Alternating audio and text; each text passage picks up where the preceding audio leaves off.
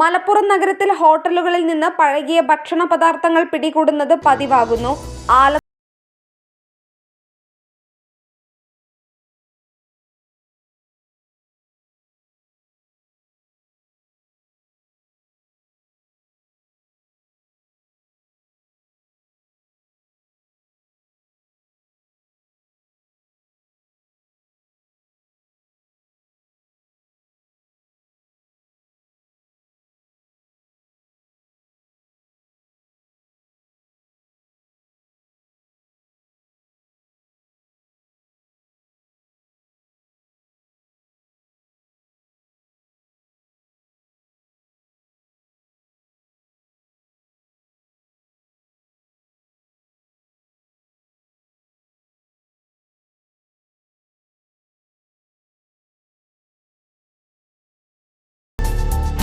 SS media മലബാറിൻ്റെയും മലപ്പുറത്തിൻ്റെയും വാർത്തകളും വിശേഷങ്ങളും അറിയാൻ ഈ ചാനൽ ഇപ്പോൾ